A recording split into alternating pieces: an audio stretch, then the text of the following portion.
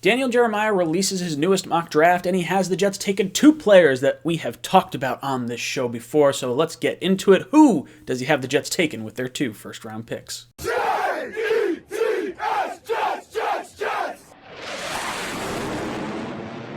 What's up, guys? Welcome to Jets Talk. My name's Ryan. I'll be your pilot today. If you're new here, hit that subscribe button. If you've been here before, welcome back. I love having you here. Guys, Daniel Jeremiah drops his newest mock draft, and I kind of like the players that he's taken. I like it a lot more than Mel Kiper's mock draft. So let's talk a little bit about this. Why should we care what Daniel Jeremiah thinks? Well, we brought this up before. Daniel Jeremiah and Joe Douglas, the Jets GM, are both scouts from the Baltimore Ravens. They both spent time together in Baltimore, so they know each other. They're friendly. It's nice to have a little bit of an inside track when guys are making mock drafts, when they have a little bit of an idea of what your thought process could be. Not to mention, last year in Daniel Jeremiah's mock draft, I think it was his 1.0, he had the Jets taking Mekhi Becton, which hit it right on the head. So, you know, it might be worth kind of taking a look at what he's doing here and seeing exactly what the Jets could be thinking at that number 2 and number 23 overall slot. So let's just jump right into it. Number 1 overall, obviously Trevor Lawrence. And then at number 2, they have the Jets selecting BYU quarterback Zach Wilson. Now, Zach Wilson, by his own admission, says he thinks he would be a great fit in the Shanahan system. And that was prior to the Jets bringing in Salah and all these other guys. So I like that aspect of this. If I were to draft a quarterback at number 2, I think Wilson probably makes the most sense based on some of the quick releases and mobility. There is injury concern. He tore both his labrums and has had a hand injury in the past. So it seems like he hasn't lost any zip on his ball. I do like this move a lot. I think if the Jets are staying at 2, that should probably be the pick. That's not to say that I don't like Fields. I do like Fields. I just think, based on some of the scouting reports I've read, they think he kind of goes through progressions pretty slow. Is that something you could speed up? It could be. I have no problem doing that. Could you imagine him running some RPOs in a Shanahan-style offense the same way we're talking about Watson possibly doing the same thing? I would love it.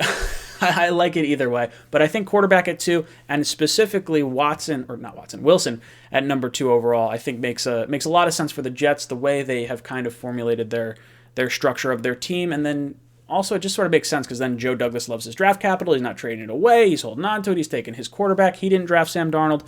And, Robert Saleh obviously didn't draft Sam Darnold. So even though they're saying, hey, we like Sam Darnold, he's the best flavor of the week, more so than likely he's going to get traded in this situation. So Daniel Jeremiah having us selecting a quarterback basically tells me that Sam's probably heading out the door, but that's nothing new to you guys if you've been paying attention to what I've been saying all this offseason and throughout the season in general. Then we go down to pick number 23, where he has the Jets selecting running back from Clemson, Travis Etienne. Now, this is a really exciting name. It's one that I brought up in my 23 or 10 players that the Jets could be targeting at pick number 23.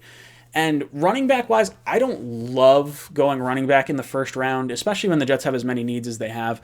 The value, not that I don't like running backs. Running back's actually my favorite position. I love the running back position.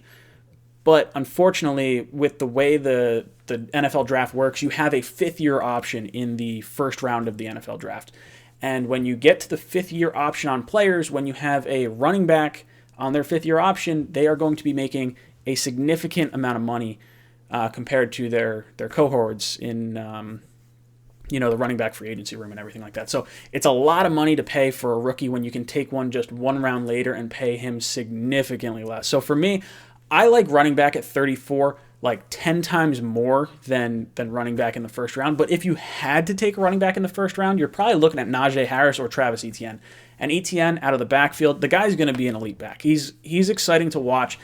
He did a lot of screen passes, wheel routes coming out of the backfield. I think that's what you would probably try to look for. Now, you'd want him to run a sub-4 440 because that's basically what all the Shanahan running backs are doing. You got to have a fast back that is not going to, flutter behind the line of scrimmage like Bell did. You want to run straight through the gap as soon as it opens. So for me, I like Etienne. I don't love the selection at this spot. I would prefer an edge rusher or a cornerback or someone in a position of, I would say, greater need, or at least more, I shouldn't say greater need, because we still need a running back. We need a starting running back at some point in this draft. But I think in the first round, I think there's higher priority positions that are going to impact the game a lot more, and you can get a really strong caliber running back in the later rounds. So someone like in the third round, Kenny Gainwell, I have been preaching his name since midway through the season. I would like to see the Jets get him in like the third round. There's a lot of other running backs. The nice part is from the third round to like the fourth or fifth round, you can get a really nice plethora of running backs that kind of hit that point in the draft. So for me, quarterback at number 2, I like it. I think it makes a lot of sense scheme-wise. I think it makes a lot of sense from a GM and head coach all getting on the same page wise. And then obviously, running back at number 23. Don't love it. Love the player, but don't love the selection at 23. Guys, let me know what you think of these picks down below in the comments. And as always, go Jets.